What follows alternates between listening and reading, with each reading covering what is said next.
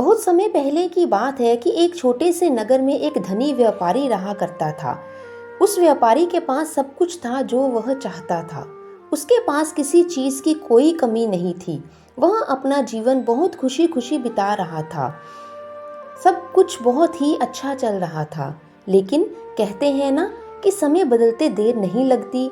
यह घाटा इतना बड़ा था कि उसका सब कुछ लूट गया, सब कुछ खत्म हो गया। उसके पास अब एक फूटी कौड़ी तक नहीं बची। वो सड़क पर आ चुका था।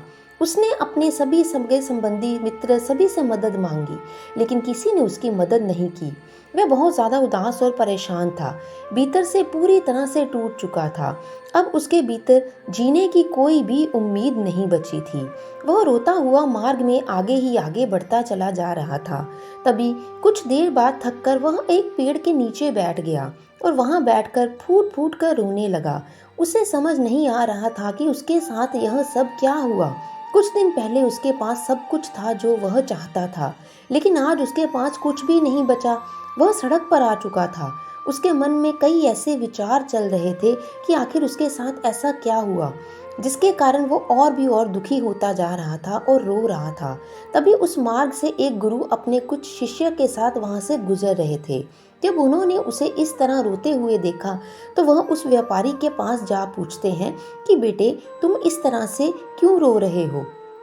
इस पर वह व्यापारी कहता है कि आप कौन हैं और मुझसे क्या चाहते हैं। मैं जैसा भी हूँ मुझे मेरे हाल पर छोड़ दीजिए। वैसे भी मैं बहुत ही परेशान हूँ। कोई मेरी मदद नहीं करना चाहता। आप यहाँ से चले जाइए। मुझे अब किसी की भी मदद नहीं चाहिए। इस पर वह गुरुदेव कहते हैं, बेटे, मगर बात क्या है? तुम क्यों इस तरह से परेशान हो और रो रहे हो? तुम मुझे अपनी समस्या बता सकते हो सकता है मैं तुम्हारी समस्या का समाधान करूं। इस पर वह व्यापारी गुरुजी से कहता है, हे गुरुदेव, मुझे अपने जीवन का बहुत बड़ा नुकसान झेलना पड़ा है। कुछ दिन पहले मेरे पास सब कुछ था, किसी भी चीज की कोई कमी नहीं थी और मैं भी एक धनी व्यापारी था। सभी मुझे जानते थे, लेकिन आज मेरे पास कुछ भी नहीं है। मैं पूरी तरह से बर्बाद हो चुका हूँ। आज मेरी ऐसी नौबत आ गई है कि अकेले सड़क किनारे बैठ मैं इस तरह रो रहा हूँ। जिन पर मैंने भरोसा किया था उन सभी ने मुझे धोखा दिया है और जब मैं उनके पास गया तो सबने मुझे दुत्कार के भगा दिया। सभी ने मेरी बातों को अनसुना कर दिया। इस दुनिया में सभी बहुत ही मतलबी हैं। सभी को केवल अपना फायदा चाहिए। इतना कहकर वह व्यापारी और जोर जोर से रोने लगा। तभी वह गुरुदेव उस व्यापारी से कहते हैं कि बेटे, कोई बात नहीं, ऐसा होता रहता है। तुम यदि चाहते हो तो दोबारा से अपना व्यापार खड़ा कर सकते हो और तुम कुछ और आगे बढ़ सकते हो। अभी भी तुम्हारे पास बहुत समय है। यह सुनकर व्यापारी कहता है कि गुरुवर, अब बहुत देर हो चुकी है। मेरे पास अब कुछ नहीं बचा। मैं सड़क पर आ गया हूँ और व्यापार करने के लिए धन की आवश्यकता पड़ती है और मेरे पास तो फूटी कौड़ी तक नहीं बची। अब मैं भला व्यापार कैसे कर सकता हूँ? मैंने करीब 10 सालों तक लगातार मेहनत की थी और इतने प्रयासों के बाद जाकर मैं इस नगर का सबसे बड़ा व्यापारी बन चुका था। लेकिन इस समय मेरा सब कुछ बदल गया है और अब मैं उम्र के इस पड़ाव पर हूँ कि मैं आगे कुछ भी नहीं कर सकता। उस व्यापारी की बातें सुनकर वह गुरुदेव मुस्कुराने लगे। यह देखकर व्यापारी क्रोधित हो जाता है और कहता है कि गुरुवर, यह क्या बात हुई? आप मुझ पर हंस रहे हैं। इसमें हंसने वाली क्या बात है? क्या आपको मेरी लाचारी पर हंसी आ रही है जिस तरह अन्य लोगों को आ रही है? यह सुनकर गुरुदेव कहते हैं कि नहीं बेटे, मैं तुम्हारी लाचारी नहीं बल्कि यह सोचकर हंस रहा हूँ कि मैं तुम्हें आज तुम्हारे जीवन के बारे में कुछ ऐसी बातें बताने वाला हूँ जिसे तुम यदि अपने जीवन में अपना लेते हो तो फिर तुम एक बार फिर से कामयाब हो सकते हो। जीवन में जो कुछ भी तुम करना चाहते हो वह सब कुछ कर सकते हो। जो तुमने खोया है उसे भी हासिल कर सकते हो। तभी वह व्यापारी कहता है, हे गुरुदेव, यदि ऐसा नहीं हुआ तब क्या होगा? वह गुरुदेव उस व्यापारी से कहते हैं कि यह पेड़ कहाँ भागा जा रहा है, यह सड़क भी कहीं नहीं जाएगी। तुम्हारा जितना मन चाहे रो लेना और तुम्हारे पास आंसुओं की भी कमी तो है नहीं। यहाँ बैठकर जितना चाहो उतना रो। अपने आप को जितना बुरा भला कहना है उतना कहो और कोसो। उस गुरुवर की यह बात सुनकर व्यापारी शांत हो जाता है और उनके चरणों में गिर जाता है। और कहता है, हे गुरुवर, मुझे बताएं कि मेरे जीवन में ऐसे कौन से मंत्र हैं, कौन सी ऐसी आदतें हैं जिसे यदि मैंने जीवन में उतार लिया तो मैं अपने व्यापार को एक बार फिर से खड़ा कर सकूंगा। मैंने जो कुछ भी खोया है मैं उसे पा सकूंगा, जिससे मैं अपने जीवन को एक बार फिर से सुधार सकूंगा। इस पर वह गुरुदेव उस व्यापारी से कहते हैं कि बेटे, तुम तो कहते हो कि तुम्हारे पास रहने के लिए घर नहीं है, तो मेरी एक बात ध्यान से सुनो। हर मनुष्य को, हर प्राणी को उसका घर उसके जन्म के साथ ही मिल जाता है और यह उसके साथ मरते दम तक रहता है और यह उससे कोई छीन नहीं सकता। जब तक तुम जीवित हो यह घर तुम्हारे साथ ही है और इस दुनिया की बड़ी से बड़ी कीमती चीज़ भी उसके आगे कुछ नहीं है। तुम्हारे पास आज भी एक घर बचा हुआ है। इस पर वह व्यापारी कहता है, गुरुवर, आप क्या कहना चाहते हैं? मेरा घर तो पहले ही नीलाम हो चुका है, फिर आप ये क्या बोल रहे हैं? मैं आपकी बातों को नहीं समझ पा रहा हूँ। इस पर गुरुवर मुस्कुराने लगते हैं और कहते हैं, मैं तो तुम्हारे शरीर की बात कर रहा हूँ। तुम्हारा शरीर ही तुम्हारा घर है और यह सबसे ज्यादा कीमती है। इस दुनिया की बड़ी से बड़ी और कीमती से कीमती चीज भी तुम्हारे इस घर के आगे कुछ भी नहीं है। इसलिए अपने इस घर का ख्याल रखो, अपने इस घर को मजबूत बनाओ, शक्तिशाली बनाओ, क्योंकि यही वह घर है जो तुम्हारे साथ हमेशा रहेगा और कभी भी तुम्हारा साथ नहीं छोड़ता। मृत्युपरंत भी ये तुम्हारे साथ ही रहता है। अतः इस बात का हमेशा ध्यान रखना। यह सुनकर वह व्यापारी उस गुरु जी के आगे हाथ जोड़ता है और कहता है, हे गुरुवर, आप सही कहते हैं, मेरा शरीर ही मेरा असली घर है। तभी वह व्यापारी गुरु से आगे कहता है, हे गुरुवर, वह दूसरा मंत्र क्या है, मुझे बताएं।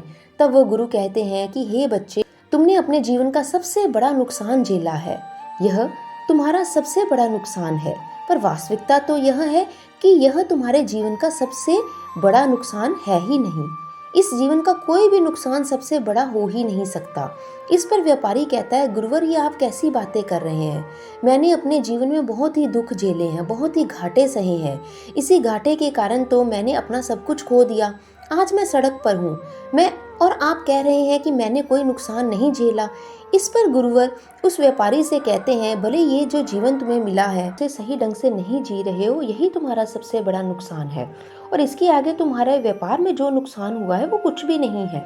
अगर आपके जीवन का कोई मकसद नहीं है और आप जीवन को बस काट रहे हैं, तो आप में और एक मुर्दा शरीर में बस यही अंतर है कि आप बस हिल रहे हैं और एक मुर्दा शरीर हिल डुल नहीं पाता। और इस जीवन का सबसे बड़ा नुकसान अपने जीवन को ना जीना है और हम में से अधिकांश लोग अपने जीवन को ना जीकर ज्यों ही उसको व्यर्थ कर देते हैं। उनका यह अत्यधिक कीमती जीवन उनके हाथों से यूं ही निकलता चला जाता है और वह कुछ नहीं कर पाते। इस पर वह व्यापारी कहता है, हे गुरुवर, आप सही कह रहे हैं। हमारा जीवन ही हमारा सबसे कीमती गहना होता है, जिसे हम सही तरह से जी ही नहीं पाते। तभी आगे वह गुरुवर उस व्यापारी को तीसरा मंत्र बताते हुए कहते हैं कि आप कभी भी अपने जीवन के इतने बुरे दौर में नहीं होते कि आप अपने जीवन के लक्ष्य को ही ना निर्धारित कर सकें और आप सत्य ना देख सकें। जब तक आप जीवित हैं, आप किसी भी लक्ष्य को निर्धारित कर सकते हैं और उसे पाने का प्रयास भी कर सकते हैं और इसमें आपकी उम्र का, आपके लक्ष्य और सपनों का कोई भी मतलब नहीं होता। अपने सपनों को पूरा करने के लिए उम्र की आवश्यकता नहीं होती। अतः यह सोचने की जगह कि मैं बूढ़ा हो चुका हूँ या हो चुका था, अब क्या कर सकता हूँ, इसकी जगह आप ये सोच सकते हैं कि मैं अभी भी जीवित हूँ और बहुत कुछ कर सकता हूँ। ये बात सुनकर वह व्यापारी गुरुवर से पूछता है, हे गुरुवर, आप सच कह रहे हैं, जब तक मैं जीवित हूँ कुछ भी हासिल कर सकता हूँ। तब व्यापारी उस गुरु से चौथा मंत्र बताते हैं और कहते हैं कि आखिर जैसा कुछ भी नहीं होता, हम वहाँ रुक जाते हैं, वही आखिरी होता है और तुम जहाँ से शुरू होते हो वहीं से हमारी शुरुआत हो जाती है। इसलिए आगे बढ़ते रहना चलना बहुत जरूरी है, फिर चाहे वह संसारिक जीवन हो या आध्यात्मिक जीवन। संसारिक जीवन में तुम कभी भी उस स्थान या लोगों के बीच में कभी भी मत रुकना यहाँ काफी समय से तुम्हारा सम्मान न किया गया हो। उन लोगों को, उस दुनिया को तुरंत छोड़ दो और इस दुनिया में अपने लिए सम्मान बनाओ। लेकिन एक बात का हमेशा ध्यान रखना कि सम्मान हमेशा दिल से होता है, जो लोगों के द्वारा खुद मिक्त होता है, ना कि वह सम्मान जो लोग जबरन तुम्हें देते हैं।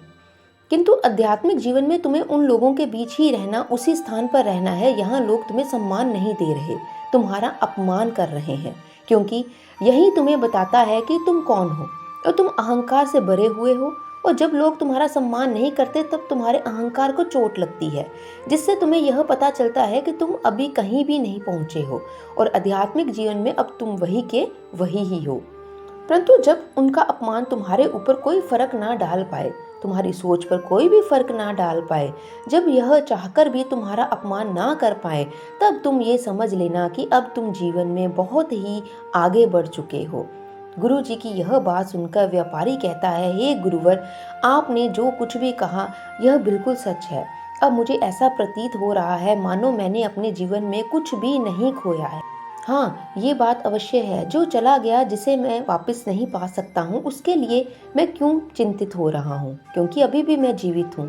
वास्तविक तौर पर यह दुख है ही नहीं, ये तो जागरण है, जिसके कारण मैं खुद को जान पाया, खुद को समझ पाया और जो मुझे मेरे पास ले गया और यही मेरे परम शक्ति के पास ले जाता है। यही हमें होश में लाने का प्रयास करता है। जब तक मैं जीवित हूँ इस दुनिया में कुछ भी संभव है, मैं कुछ भी कर सकता हूँ, कुछ भी पा सकता हूँ। इतना कहकर उसने उस गुरुवर को प्रणाम किया और अपने मार्ग में आगे बढ़ना शुरू कर दिया। जो व्यक्ति कुछ देर पहले रो रहा था, जिसने जीने की उम्मीद तक खो दी थी, अब वही व्यक्ति आशा से भरा हुआ था। तो दोस्तों, हमें भी इस कहानी से अच्छी सीख लेनी चाहिए